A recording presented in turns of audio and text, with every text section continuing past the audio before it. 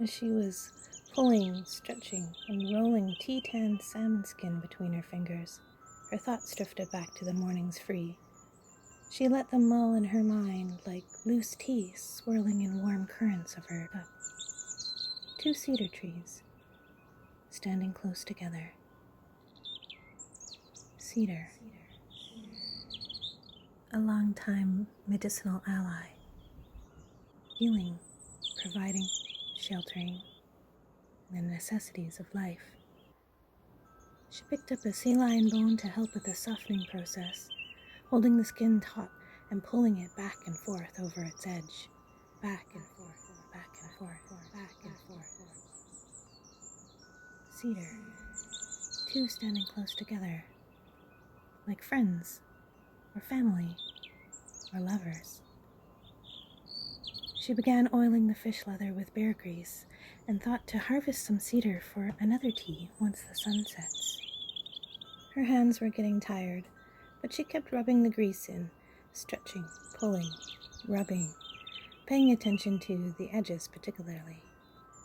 She could feel the presence of these cedar trees near her front door, like benevolent guardians or caretakers.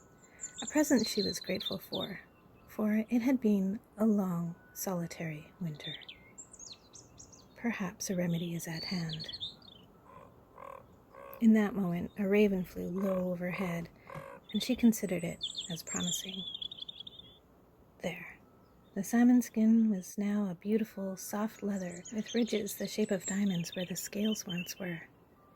She folded it carefully into her basket and rubbed the remaining bear grease into her aching hands. On her way back inside the cottage, she paused to put her hands on the rugged bark of one of the cedar trees. Then she touched her forehead to the trunk, breathing slowly and letting her senses feel its strong-rooted and steadfast energy, a being so much older and so much slower moving than she. In her mind's eye, she saw herself harvest just a few bough tips and place them into her cauldron full of water, becoming a rich golden color under a slow boil on the wood stove. Medicine, she thought, as she pictured herself sipping and filling with vitality and a sense of companionship. That is when her upper and lower teeth on the left side clicked together, a sure sign of yes. Only then did she take a step back and pull a few strands of her hair for an offering in return.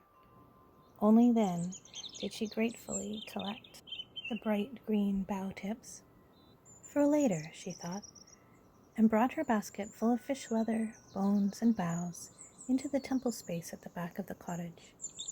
It is a room reserved for ceremony, magic, and creativity to intersect, where much of the big work is done.